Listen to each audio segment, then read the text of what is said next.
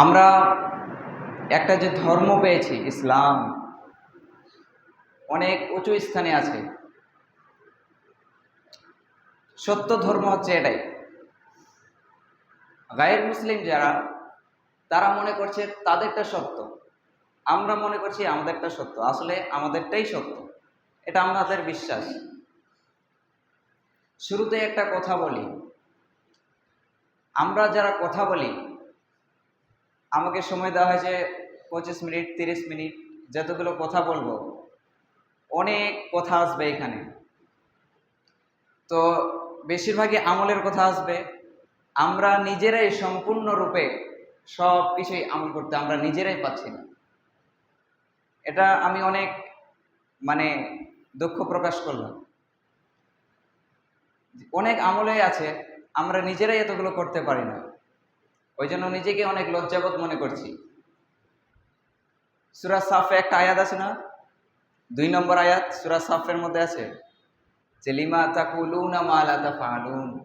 আল্লাহ বলছেন মুমিনদেরকে, ইয়া আইয়ুহাল্লাযীনা আমানু, হে মুমিন বান্দারা তোমরা শোনো, লিমা তাকুলুনা মা লা তাফআলুন, তোমরা এমন কোনো কাজ মানুষকে করতে বলো না যে কাজ তোমরা নিজেরা করো না। আমি সারবার যদি নামাজ আদায় না করি, আপনাদেরকে আমি বলছি, আমি যদি নামাজ আদায় না করি তাহলে আমার কি হবে? তাহলে আমার কথার কোনো দাম থাকলো? কোনো দামই তো থাকলো না। নিজে আমল করতে হবে। ইসলাম খুবই শক্তিশালী একটা ধর্ম, সত্য ধর্ম। ইসলাম যে এত উঁচু লেভেলে আছে, এত উঁচু স্থানে আছে, উঁচু স্থানে এটা এমনি এমনি নাই। 5টা খুঁটির ওপরে, 5টা পিলারের ওপরে দাঁড়িয়ে আছে ইসলাম। তার মধ্যে হচ্ছে কি, 1 নম্বর হচ্ছে ঈমান। ঈমান আমরা মোটামুটি সবাই বুঝি। ঈমান মানে আল্লাহকে বিশ্বাস করা। তারপর হচ্ছে রসুল, যতগুলো নবী রসুলগণ এসেছিলেন সবাইকে বিশ্বাস করা। তারপরে আসমানি কিতাবকে বিশ্বাস করা, জান্নাত, জাহান্নাম, মিজান, পুলসিরাত, কবর, সবগুলাকে বিশ্বাস করা। ঈসা ইবনে মারিয়াম আলাইহিস সালাম, উনি মারা যাননি, ওনাকে আল্লাহ পাক রব্বুল আলামিন আসমানে উঠিয়ে নিয়েছেন, উনি ইন্তেকাল করেননি, দুনিয়াতে আবার আসবেন, এটাকে বিশ্বাস করতে হবে। যদি এটাকে বিশ্বাস কেউ না করে, তার ঈমান থাকলো না। ঈসা ইবনে মারিয়াম আলাইহিস সালাম, ঈসা আলাইহিস সালাম, ওনাকে আসমানে উঠিয়ে নেওয়া হয়েছিল, আল্লাহ পাক উঠিয়ে নিয়েছিলেন। ইয়ারফাউস সামা, আসমানে উঠিয়ে নিয়েছিলেন আল্লাহ পাক রব্বুল আলামিন। তারা বলেছে ঈসা আলাইহিস সালাম নাকি ইবনুল্লাহ, আল্লাহর বেটা, আল্লাহর ছেলে, তারা বলেছে। কিন্তু আমরা এটাকে বিশ্বাস করব না। যারা ওটাকে বিশ্বাস করবে, ঈমান শেষ, ঈমান থাকবে না। 1 নম্বর হচ্ছে ঈমান, আর 2 নম্বরেই হচ্ছে নামাজ। বুনিয়াল ইসলাম আলা খামসিন, 5টা জিনিসের উপরে, 5টা খুঁটির উপরে, 5টা স্তম্ভের উপরে দাঁড় হয়ে আছে ইসলাম। তার মধ্যে ঈমান, আর 2 নম্বর হচ্ছে নামাজ, যেটা নিয়ে আজকে আমি আপনাদের সামনে উপস্থিত হয়েছি। নামাজ, এই নামাজ আদায় করতে হবে। দুইটা জিনিস আপনি পাবেন নামাজের মধ্যে। নেকি তো আছে, জান্নাত তো আছে, ওইগুলো পরের বিষয়। তার আগে আপনি 2টা জিনিস উপকার পাবেন। 1 নাম্বার, মানসিক প্রশান্তি আপনি খুঁজে পাবেন। লং টাইম ধরে সিজদা করেন, রুকু করেন, খুব ধীর স্থিরভাবে সুন্দরভাবে কেরাত করেন নামাজের মধ্যে, আস্তে আস্তে আস্তে ধীর স্থিরভাবে নামাজ আদায় করেন, দেখবেন আপনি মানসিক শান্তি খুঁজে পাবেন। 1। 2 নম্বর হচ্ছে শারীরিক সুস্থতা। শারীরিক সুস্থ থাকবেন আপনি যদি আপনি নামাজ আদায় করেন। ওই যে সকালবেলা বলে যে সকালবেলা ব্যায়াম করেন, এক্সারসাইজ করেন, বলে না? ওই যে ফজরের নামাজে আসেন, ঘুম থেকে উঠে ব্রাশ করে, ওযু করে সুন্দর করে মসজিদে আসলেন, তারা বলে যে সকালবেলা ব্যায়াম করো। আর রাসূল সাল্লাল্লাহু আলাইহি ওয়াসাল্লাম আগেই বলে দিয়েছেন ফজরের নামাজ পড়ার জন্য। আল্লাহ পাক রব্বুল আলামিন এটাকে ফরজ করেছে। তাহলে আসবেন, খুব সুন্দরভাবে নামাজ আদায় করতে হবে। তাহলে আপনার কি হবে? এক্সারসাইজ হবে, তারপর আপনার নামাজ আদায় হবে, খুবই সুস্থ থাকবেন আপনি। অনেক কথা আছে এখানে, সম্পূর্ণ বলা যাবে না। তাহলে এই 2টা জিনিস আপনি পাবেন। নামাজ, এটা হচ্ছে ফরজ। আল্লাহ পাক রব্বুল আলামিন কুরআন মাজিদে বলেছেন কি? আল্লাহ রব্বুল আলামিন বলেন, ইন্নাস সালাতা কানাত আলাল মুমিনিনা কিতাবাম মাওকুতা, নিশ্চয়ই আমি আল্লাহ নামাজকে ফরজ করেছি মুমিনদের উপরে নির্দিষ্ট সময়ের উপরে। আমি আল্লাহ নামাজকে ফরজ করেছি মুমিনদের ওপরে, নির্দিষ্ট সময়ের ওপরে ফরজ করেছি। এখানে আছে মনে হয়, এখানে আয়াত আছে, দেখেন বাংলাতে অর্থ দেওয়া আছে এখানে সূচিপত্রে, নামাজে যে সূচি এটা আছে, সময়টা এখানে আছে। তো এটাকে ফরজ করেছেন। তবে এই কথা কোরআনে নাই যে 5 ওয়াক্ত নামাজ আদায় করা ফরজ, এ কথা কিন্তু কোরআনে নাই। আমরা এটা প্রশ্ন করেছিলাম আমাদের উস্তাদ কারি আবুল হাসান সালাফিকে, যে মনোহর সাহেব এটা কেন আল্লাহ পাক কেন বলেননি 5 ওয়াক্ত সালাত আদায় করা ফরজ? আল্লাহ পাক তো অনেক জায়গায় বলেছেন আকিমিস সালাত, তোমরা নামাজ আদায় করো। তাহলে 5 ওয়াক্ত সালাত আদায় করা তো ফরজ, কিন্তু আল্লাহ পাক এটা কোরআনে কেন বলেননি? অনেক আয়াত আছে, মানে ঘুরিয়ে পেঁচিয়ে আপনি বলতে পারেন যে একের অধিক নামাজ আদায় করা ফরজ, এটা ঠিক। তবে কোরআনে মানে স্পষ্ট এরকম আয়াত নাই যেটাতে আপনি বুঝতে পারবেন যে 5 ওয়াক্ত সালাত আদায় করা ফরজ, এটা নাই। তো আমাদের উস্তাদ বললেন যে এই জন্যই আল্লাহ পাক বলেননি। আল্লাহ পাক চাইলে দিতে পারতেন কোরআনে 5 ওয়াক্ত সালাত আদায় করা ফরজ। যখনই আল্লাহ পাক বলতেন যে 5 ওয়াক্ত সালাত আদায় করা ফরজ, তখন আল্লাহ পাক রব্বুল আলামিনকে বলতে হতো যে কোন কোন সময় আপনি 5 ওয়াক্ত সালাত আদায় করবেন। 5টা টাইম, তাহলে ওই 5টা কোন কোন সময়? কারণ ওই 5টা টাইম বলে দিত আল্লাহ পাক রব্বুল আলামিন কোরআনে। তখন আরো একটা প্রশ্ন থেকে যেত যে কিভাবে আপনি রফলি আদায়ন করবেন, কোথায় হাত বাঁধবেন, কিভাবে রুকু করবেন, কিভাবে সিজদা করবেন, কিভাবে সালাম ফিরবেন, তাসাউদে কিভাবে বসবেন, সব কিছু আউয়াল থেকে ইলাল আখির পর্যন্ত বলতে হতো না। মানে রফিউল আদিন আল্লাহু আকবার থেকে শুরু করে একদম সালাম পর্যন্ত আল্লাহ পাক রব্বুল আলামিনকে বলতে হতো কোরআনে, নয়তো প্রশ্ন থেকে যেত। ওই জন্য আল্লাহ পাক এটাই এখানেই থেমে দিয়েছে যে আকিমিস সালাত, তোমরা নামাজ আদায় করো, কিভাবে করবা নবীর কাছে শিখে নাও। আল্লাহ পাক এতটুকুই বলার দায়িত্ব বলে দিয়েছেন। আল্লাহ রাসূল সাল্লাল্লাহু আলাইহি ওয়াসাল্লামের মাধ্যমে আমাদেরকে শিখতে হবে নামাজ আদায় করা, নামাজ আদায় কিভাবে করতে হবে। আর জিবরাইল আলাইহিস সালাম স্বয়ং রাসূল সাল্লাল্লাহু আলাইহি সাল্লামকে নামাজ আদায় করে দেখিয়েছেন যে কিভাবে নামাজ আদায় করতে হবে, কিভাবে নামাজ পড়তে হবে। তাহলে আমরা এখান থেকে কি জানতে পারলাম? এটা হচ্ছে ফরজ, আদায় করতেই হবে। ফরজ মানে কি? ফরজ মানে আপনি মন চাইলো আপনি পড়লেন, মন চাইলো না পড়লেন না, এটা ফরজ না। ফরজ মানে বাধ্যতামূলক, আপনি আদায় করতেই হবে, আপনাকে আদায় করতেই হবে, নয়তো গুনাহ আছে, গুনাহ লেখা হবে আপনার নামে। তো নামাজ আদায় করা এটা হচ্ছে ফরজ। আল্লাহ পাক রব্বুল আলামিন আরো বলেছেন যে নামাজ আদায় করলে কি হবে। কাকে বলেছেন? রাসূল সাল্লাল্লাহু আলাইহি সাল্লাম। সূরা আনকাবুতের 45 নম্বর আয়াতে আল্লাহ রাব্বুল আলামিন বলেন, আল্লাহ রাব্বুল আলামিন নবীকে বলছেন, ও নবী শোনেন, উতলু মা ওয়াহিয়া ইলাইকা মিনাল কিতাবি ওয়া আকিমিস সালাত। আল্লাহ রাব্বুল আলামিন বলছেন, ও নবী শোনেন, যে কিতাব আমি আল্লাহ আপনার উপরে নাজিল করেছি ওই কিতাব আপনি তেলাওয়াত করেন, আকিমিস সালাত এবং নামাজ আদায় করেন। ইন্নাস সালাতা তানহা আনিল ফাহশাই ওয়াল মুনকার। নামাজ আদায় করলে কি হবে? আল্লাহ রাব্বুল আলামিন উত্তর দিচ্ছেন, যদি নামাজ আদায় করো তাহলে নামাজ তোমাকে মন্দ কাজ থেকে, খারাপ কাজ থেকে বিরত রাখবে। ফাহশাই ওয়াল মুনকার, তানহা আনিল ফাহশাই ওয়াল মুনকার, বুরাই সে রোকতি হ্যায়, খারাপ কাজ থেকে বাঁচিয়ে রাখবে তোমাকে নামাজ, খারাপ কাজ থেকে বিরত রাখবে। নামাজ আদায় করলেন, বের হলেন, গিয়ে একটা হারাম কাজে যাওয়ার মানে ইচ্ছা জাগছে আপনার, তো আপনার মনে একটা ইচ্ছা মানে কথা বের হবে যে না, আপনার মন বলবে যে না, আমি তো এখনই নামাজ পড়লাম আর এখনই ওই কাজে যাব না, আমি যাব না। তো এটার নামই তো খারাপ কাজ থেকে থামাবে নামাজ, এটাই হচ্ছে সেই নামাজ। তাহলে নামাজ আদায় করতে হবে।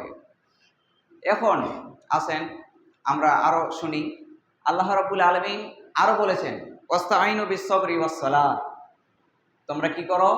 নামাজের মাধ্যমে, ধৈর্যের মাধ্যমে তোমরা আল্লাহর কাছে সাহায্য চাও, আল্লাহর কাছে সাহায্য চাও। তাহলে আপনি নামাজের মাধ্যমে আপনি আল্লাহর কাছে সাহায্য চাইতে পারবেন। ওয়াস্তাঈনু বিস-সাবরি ওয়াস-সালাহ, এইগুলো হচ্ছে কি কোরআনের আয়াত। এবার আসেন আমরা হাদিসে যাই, রাসূল সাল্লাল্লাহু আলাইহি সাল্লাম কি বলেছেন? রাসূল সাল্লাল্লাহু আলাইহি সাল্লাম হাদিসের মধ্যে বলেন, বাইনাল আবদি ওয়া বাইনাল কুফরি তারকুস সালাহ। আল্লাহর বান্দা এবং কাফেরের মধ্যে এতটুকুই পার্থক্য হচ্ছে নামাজ। আল্লাহর বান্দা এবং কাফেরের মধ্যে পার্থক্য হলো নামাজ। যে ব্যক্তি নামাজ আদায় করে সেই হলো আল্লাহর বান্দা, সে হলো মুমিন, আর যে নামাজ আদায় করে না সে হচ্ছে কাফের। কত এটা কে জানে না বলেন? এমন কোন মুসলিম আছে যে জানে না যে নামাজ আদায় করা, 5 ওয়াক্ত সালাত আদায় করা ফরজ? এটা কে জানে না? আল্লাহ পাক এই 5 ওয়াক্ত সালাতকে স্পেশাল ভাবে রাসূল সাল্লাল্লাহু আলাইহি ওয়াসাল্লামকে দিয়েছিলেন, স্পেশাল ভাবে। আল্লাহ রাব্বুল আলামিন ওই যে মেরাজের কথা স্মরণ করেন, আল্লাহ রাব্বুল আলামিন বললেন, ও জিবরাইল যাও নবীকে নিয়ে আসো। অনেক কথা আছে এখানে, অনেক শর্ট করে বলছি খালি। জিবরাইল আলাইহিস সালাম আসলেন, বুরাক নিয়ে আসলেন। বুরাক রাসূল সাল্লাল্লাহু আলাইহি ওয়াসাল্লামকে বললেন, ও নবী উঠেন।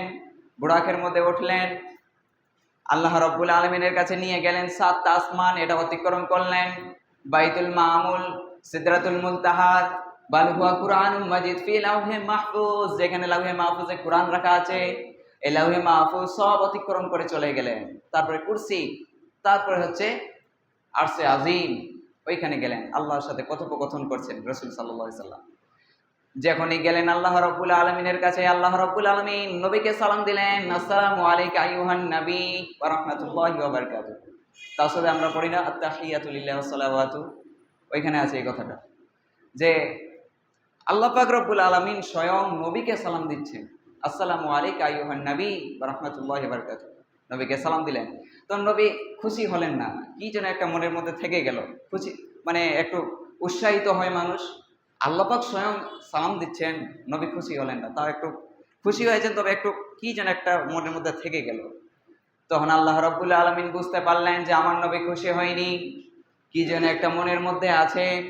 তখন আল্লাহ রাব্বুল আলামিন আরো বললেন, আসসালামু আলাইনা ওয়া আলা ইবাদিল্লাহিস সালিহিন। তখন রাসূল সাল্লাল্লাহু আলাইহি সাল্লাম খুশি হয়ে গেলেন। কেন? রাসূল সাল্লাল্লাহু আলাইহি সাল্লাম আল্লাহ রাব্বুল আলামিন নবী করিম সাল্লাল্লাহু আলাইহি সাল্লামের ওই উম্মতদেরকে সালাম দিলেন যারা সলিহ নেককার হবে। আল্লাহ বললেন যে আমার সালাম ওই সব বান্দাদের উপরে যারা সলিহ নেককার, নেক আমল করে, যারা ভালো, তাদের উপরে সালাম দিলেন। যারা পৃথিবীতে এখন মুমিন আছে, প্রত্যেকটা মুমিনকে, যারা সলিহ, সবাইকে আল্লাহ রাব্বুল আলামিন সালাম দিয়েছেন। আল্লাহ পাক স্বয়ং আমাদেরকে সালাম দিয়েছেন। যদি আমরা 5 ওয়াক্ত সালাত আদায় করি, যদি আমরা সলিহ হয়ে থাকি, আল্লাহ রাব্বুল আলামিন এখানে এই সব কথা বলেছে। তারপরে আল্লাহ রাব্বুল আলামিন বলছেন, ও নবী শোনেন, আপনাকে এমনি এমনি এখানে ডাকা হয়নি, আপনাকে একটা হাদিয়া দেওয়ার জন্য ডাকানো হয়েছে, একটা গিফট দেওয়ার জন্য ডাকানো হয়েছে। কে গিফট? শোনেন নবী, আমি আল্লাহ তোমার উম্মতের জন্য, আপনার উম্মতের জন্য 50 ওয়াক্ত সালাতকে ফরজ করলাম। 50 ওয়াক্ত সালাত, এই যে এখন 5 বার আসছি না দিন এবং রাতে মিলে, তখন শুরুতে ছিল 50 ওয়াক্ত। তখন ওই যে আসমানে আসলেন, একের পর এক আসমানে, আর নবীদের সঙ্গে দেখা, শর্ট করে বলছি। তখন আবার গেলেন, যে যাও ফিরে যাও, আল্লাহর কাছ থেকে কমিয়ে নাও, এত নামাজ পড়তে পারবে না তোমার উম্মত, আপনার উম্মত এত নামাজ পড়তে পারবে না, কমিয়ে নেন। তখন আবার গেলেন, আল্লাহকে বলেন আল্লাহ কমিয়ে দেন। এরকম 9 বার গেছেন, 5 বার করে কমাতে কমাতে কমাতে 45 বার কমিয়ে দিলেন, থাকে এবার 5। আবার ওই আসমান থেকে আসছিলেন, আসার সময় আবার এক নবীর সঙ্গে দেখা, বলছে আবার যান, এত নামাজ পড়তে পারবেন আপনার উম্মত। ওইখানে রাসূল সাল্লাল্লাহু আলাইহি ওয়াসাল্লাম একটা কথা বলেছিলেন। রাসূল সাল্লাল্লাহু আলাইহি ওয়াসাল্লাম বলছেন, না, আমাকে লজ্জা লাগছে, আমি আবার যাব আল্লাহর কাছে, আমাকে লজ্জা লাগছে, হায়া লাগছে। তখন মুহাদ্দিসগণ এটার বিষয়ে বলেছেন, যে রাসূল সাল্লাল্লাহু আলাইহি ওয়াসাল্লাম যদি আরেকবার চলে যেতেন আল্লাহর কাছে নামাজটাকে কমাবার জন্য, তাহলে মনে হয় আল্লাহ 5 ওয়াক্ত নামাজটাকেও মাফ করে দিত। তো এই 5 ওয়াক্ত নামাজ নিয়ে দুনিয়ায় আসলেন। তারপরে অনেক ঘটনা ঘটেছিল, এখানে সম্পূর্ণ তো বলা সম্ভব নয়, খালি বুঝাবার জন্য একটু বলে দিলাম। তারপরে 5 ওয়াক্ত সালাত আদায় তখন থেকে শুরু হয়ে গেল, 5 ওয়াক্ত সালাত আদায় করা ফরজ হয়ে গেল। আর এখন দেখেন কত মুসলিম নামাজ আদায় করে না। ছোট ছোট যারা বাচ্চা, ছোট ছোট ছেলে, ছোট ছোট মেয়ে, তাদের উপর নামাজ ফরজ হয়নি। যখন 7 বছরের উপরে হয়ে যাবে, তখন তোমরা নামাজের মধ্যে নিয়ে আসো। আল্লাহ রাসূল সাল্লাল্লাহু আলাইহি সাল্লাম বলেন, মুরু আওলাদুকুম বিস-সালাহ, মুরু তোমরা হুকুম করো, আওলাদুকুম তোমাদের সন্তানদেরকে, কিসের বিষয়? বিস-সালাহ, নামাজের বিষয়। তোমরা হাতটা ওর ধরে, তোমার ছোট বাচ্চার 7 বছর অতিক্রম হয়ে গেছে, 7 বছরের উপরে হয়ে গেছে, ওকে হাত ধরে এনে মসজিদে সাফুল আউয়ালে একদম প্রথম কাতারে দাঁড় করিয়ে দেন। এটা আপনার দায়িত্ব। আর সবাই এখন দায়িত্বহীন হয়ে আছে। আপনার বাবা, আমার বাবা, সবারই বাবা দায়িত্বহীন। এখন কে কাকে বলে? আপনার ছেলের একটা শোনেন, মানে আপনার ছেলে যদি একটু আগুনের আঁচ লেগে যায়, আগুন লেগে যায় একটু যদি, তাহলে আপনার মনে কষ্ট লাগবে না? লাগবে। আপনার ছেলে যেহেতু, তাহলে এত বড় একটা জাহান্নামের আগুন, সেটা থেকে বাঁচাবার জন্য তার সন্তানকে নামাজের দিকে আনতে পারে না। অন্যজনকে বলে এই নামাজ পড়বি না, ওই করবি না, সেই করবি না, হারামে যাইস, ওই যাইস, আর নিজে করে না। নিজের ছেলে মেয়েকে না বলেও অন্য সন্তানদেরকে বলতে চায়, নিজের সন্তানকে বলতে পারে না। আর কে নামাজ পড়ছে কে পড়ে না ওইগুলো আগে দেখছে, আর নিজের বাড়ির লোক পড়ে না। ও আনফুসাকুম ওয়াহালিকুম নার, বলা হয়নি আয়াতটা? আল্লাহ পাক বলেছেন যে আগে তোমরা নিজের নাফসকে বাঁচাও, ও আনফুসাকুম ওয়াহালিকুম নার, তারপর তোমার পরিবারকে বাঁচাও, তারপরে যারা আশেপাশে আছে তারপরে। ও বাড়িতে না দেখে, নিজের নাফসকে না দেখে ও অন্যজনের খেয়াল করছে, ও কি করছে, ও কি করছে, এগুলো আমরা করতে যাব না। তাহলে নামাজ আদায় করতে হবে খুব সুন্দরভাবে। নামাজে আপনি দাঁড় হয়েছেন, আলহামদুলিল্লাহ রাব্বিল আলামিন আর রহমানির রহিম, প্রশংসা করছেন। এখানে প্রশংসা করছেন রহমান এবং রহিম, মালিক ইয়াউমিদ্দিন, কিয়ামত দিবসের মালিক। ইয়াকা নাবুদু ওয়া ইয়াকা নাস্তাইন, হে আল্লাহ আমি তোমার ইবাদত করি এবং তোমার কাছেই সাহায্য চাই। ইয়াকা নাবুদু ওয়া ইয়াকা নাস্তাইন, আমি তোমার ইবাদত করি এবং তোমার কাছেই সাহায্য চাই। আর ব্যক্তি নামাজ পড়লো, ওই ব্যক্তি নামাজ আদায় করলো, দিয়ে এটা বলছে ইয়াকা নাবুদু ওয়া ইয়াকা নাস্তাইন, হে আল্লাহ আমি তোমার কাছেই সাহায্য চাই, তোমার ইবাদত করি এবং তোমার কাছেই আমি সাহায্য চাই। দিয়ে রাস্তা থেকে বের হলো, মসজিদ থেকে বের হয়ে বাড়িতে গিয়ে গাড়ি বের করলো, একটা বড় খাসি উঠিয়ে নিল, ছাগল উঠিয়ে নিল, দিয়ে ছুটলো। বলছে ভাই কোথায়? বলছে ৯৫। ওইখানে নাকি ওর মান্নত আছে, মান্নত পূরণ করতে যাচ্ছে এখানে। আর ওইখানে কি বললো? ইয়াকা নাবুদু ওয়া ইয়াকা নাস্তাইন, হে আল্লাহ আমি তোমারই কাছে সাহায্য চাই। বলছে আমার স্ত্রীর বাচ্চা হয় না, ওই জন্য যাবো এখন ৯৫। তো ওইখানে গিয়ে লাভ নাই, ওইখানে গিয়ে লাভ নাই, সব এগুলো ভণ্ডামি, কিছুই লাভ নাই। আল্লাহর কাছে সিজদায় কান্নাকাটি করেন, সিজদায় চান যা কিছু চাওয়ার আছে, ওয়াসজুদ ওয়াক্তারি। তখন আরেকটা বিষয় এখানে আছে, আমাদের উস্তাদ একটা গল্প বলতেন, শর্ট করে বলছি। মানে কিছু পাখি, একটা ছোট গাছ ছিল, গাছের এরকম একটা ডাল আছে, ডাল ডাল তো মনে বুঝেন। তো কিছু পাখি আসতো, ছোট ছোট পাখিগুলো, আর ওই ডালের মধ্যে এসে বসে যেত। আর শিকারি আসতো, যে শিকার করে, ওই শিকারি আসতো আর প্রতিদিন ছোট ছোট ওই পাখিগুলোকে ধরে ধরে নিয়ে চলে যেত। আর এক ব্যক্তি এই পুরো দৃশ্যটাই দেখেছে, দিয়ে বলছে না এই কাজ আমি হতে দিব না। ওই ব্যক্তি আসলো আর পাখিগুলোকে বলছে যে তোমরা একটা কাজ করো, এই গাছে বসিও না, এই গাছে বসিও না, শিকারি তোমাদেরকে ধরতে পারবে না। ওই ব্যক্তি শিখিয়ে দিল। তখন পাখিগুলো কি করেছে, তারপরে দিন আবার এসে ওই পাখিগুলো ওইখানে বসে গেছে ডালের মধ্যে, আর পাখিগুলো খালি মুখে বলছে যে আমরা এই গাছে বসবো না, শিকারি আমাদেরকে ধরতে পারবে না। আর শিকারি আসলো আর নিয়ে চলে যাচ্ছে, আর পাখিগুলো খালি বলতেই আছে যে আমাদেরকে আমরা এই গাছে বসবো না, শিকারি আমাদেরকে ধরতে পারবে না। মানে কি, মুখে বলছে কর্মে করে না, কাজ করে না, খালি মুখে করছে। ওইরকম হয়ে গেছি আমরা এখন, ইয়াকা নাবুদু ওয়া ইয়াকা নাস্তাইন, আমরা খালি মুখে বলছি। কে কখন সাহায্য চায়? বিপদে পড়লে আগে তার বন্ধুকে মেনশন করে, তার বন্ধুকে আগে খবর দেয়, তার বন্ধুর কাছ থেকে আগে জবাব চায়, অথচ আল্লাহর কাছে চায় না। ইয়াকা নাবুদু ওয়া ইয়াকা নাস্তাইন, মানে অর্থ বুঝে পড়বেন, অর্থ বুঝে পড়বেন। এক আলেমের কথা বলি। এক আলেম মসজিদের ইমামতির দায়িত্ব পালন করছিলেন, দিয়ে নামাজ পড়ায়, নামাজের শেষে প্রতিদিন দোয়া করে রব্বি হাবলি মিনাস সলিহিন। এখান থেকে আমার বক্তব্য ইতি করছি, সময় নাই। তো প্রতিদিন বলে ওই ইমাম সাহেব যে কি বলে যে রব্বি হাবলি মিনাস সলিহিন, এটা কিন্তু কোরআনের আয়াত, দোয়ার মাধ্যমে আপনি পড়তে পারেন। তো এই দোয়া করে একটা ছেলে মসজিদের এসে ওই ইমাম সাহেবের কাছ থেকে শুনেছে দোয়াটা, দিয়ে ইমাম সাহেবকে বলছে আচ্ছা মৌলী সাহেব আপনি প্রতিদিন দোয়া করেন রব্বি হাবলি মিনাস সলিহিন, এর অর্থ কি? আপনি যেটা পড়ছেন এর অর্থ কি? ও বলছে না জানি না। বলছে না জানেন না? বলছে না জানি না। তখন ওই একটা ভালো আলেমের কাছে গেছে ওই ছেলেটা, গিয়ে বলছে আচ্ছা মৌলী সাহেব বলেন তো যে রব্বি হাবলি মিনাস সলিহিন এর অর্থ কি? তখন ও তো ভালো আলেম, বিজ্ঞ আলেম, বলে দিয়েছে যে হে আল্লাহ তুমি আমাকে একটা নেককার সন্তান দান করো, সন্তান চাওয়ার জন্য এটা দোয়া। তখন ও জেনে চলে এসেছে, আর ও মনে মনে ভাবছে ছেলেটা যে মৌলী সাহেবের মনে হয় ছেলে মেয়ে নাই, মনে হয় মৌলী সাহেবের মনে হয় ছেলে মেয়ে নাই, ওই জন্য প্রতিদিন দোয়া করে রব্বি হাবলি মিনাস সলিহিন। তখন এসে বলছে আচ্ছা মৌলী সাহেব আপনার ছেলে মেয়ে আছে? বলছে হ্যাঁ আছে। কয়টা? বলছে 10টা। সুবহানাল্লাহ, 10টা ছেলে মেয়ে, আর আপনি বলছেন রব্বি হাবলি মিনাস সলিহিন। এই দোয়া দিয়ে আপনি কি করতে চাইছেন? পুরো ভারতবর্ষ ফুল করতে চাইছেন? মানে অর্থ বুঝে না। অর্থ যখন আপনি বুঝে পড়বেন, বিশ্বাস করেন আমার কথাটা, আপনার চোখ থেকে অশ্রু ঝরবে। নামাজের মধ্যে আপনার কান্নাকাটি চলে আসবে, এমন আছে অনেক। আমরা ফিতনাবাজির দিকে যাব না, আমরা যেগুলোতে ইখতিলাফ মাসালা ওইগুলোতে যাব না। কত যে নামাজের বিষয়ে কে কোথায় হাত বাঁধবে, কে কোথায় মানে এখানে হাত বাঁধা চলবে কিনা, এখানে চলবে কিনা, ওইগুলোর মধ্যে আমরা চলবো না। আমরা হাদিসের মধ্যে যেটা পাবো আলা সদরিহি, বুকের উপরে হাত বাঁধবেন। তার মানে এই না যে তাদেরটা আমরা ভুল ধরতে যাব বা তাদেরটাকে আমরা নিচু মনে করব, তারা মানুষ না এরকম আমরা মনে করব না। রাসূল সাল্লাল্লাহু আলাইহি ওয়াসাল্লাম একটা কথা বলেছেন, তিরমিজি শরীফের মধ্যে বলেছেন, হাদিসটা আছে যে বনি ইসরায়েলের মানে অনেক দল ছিল, আর আমার উম্মতের জন্য আমার উম্মত ৭৩টা ভাগে বিভক্ত হয়ে যাবে। ওরা ছিল ৭২টা বনি ইসরায়েল, আর আমার উম্মত ৭৩টা ভাগে বিভক্ত হয়ে যাবে, মানে আলাদা আলাদা। এখন দেখেন হানাফি, সাফি, আহলে হাদিস কত দল হয়ে গেছে। রাসূল সাল্লাল্লাহু আলাইহি ওয়াসাল্লাম বলছেন যে কুল্লুহুম ফিন নার, তারা প্রত্যেকটা দল যাবে কোথায়? জাহান্নামে। ইল্লা মিল্লাতান ওয়াহিদা, মাত্র একটা দল ছাড়া। কিলা, জিজ্ঞাসা করলেন কে? সাহাবায়ে কেরামরা, ইয়া রাসূলুল্লাহ ওই দলটা কোন দল যেটা জাহান্নামে যাবে না, জান্নাতে যাবে? একটাই দল, আর বাদ বাকি সব জাহান্নামে। ওই একটা দল কোনটা? রাসূল সাল্লাল্লাহু আলাইহি ওয়াসাল্লাম বলছেন মা আনা আলাইহি ওয়া আসহাবি, আমি এবং আমার সাহাবীরা যে দলের মধ্যে আছে এটা দল যাবে জান্নাতে, আর বাকি সব জাহান্নামে। তাহলে মিলাতে হবে, আমি যে আমল করছি রাসূল সাল্লাল্লাহু আলাইহি ওয়াসাল্লামের সাথে মিলছে কিনা, সাহাবায়ে কেরামদের সাথে মিলছে কিনা। সঠিক পথে থাকবেন, সঠিক পথে আমরা সবাই যেন থাকতে পারি। আল্লাহ তুমি তৌফিক দান করো, আমরা সকলে পড়ি আমিন। হে আল্লাহ তুমি আমাদের সবাইকে 5 ওয়াক্ত সালাত আদায় করার তৌফিক দান করো, আমরা সকলে পড়ি আমিন।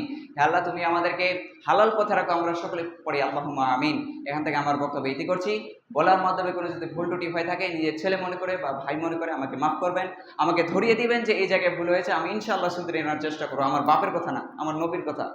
তাহলে ওই জায়গায় আমার কথা চলবে না, তো নবীর কথা শুনতে হবে। আমাকে মাফ করবেন অবশ্যই, আপনার থেকে আমি অনেক ছোট, আমাকে মাফ করবেন, আমাকে বলবেন। এখান থেকে আমার বক্তব্য ইতি করছি। আমিন ওয়া আখিরি দাওয়ানা আনিল হামদুলিল্লাহি রাব্বিল আলামিন।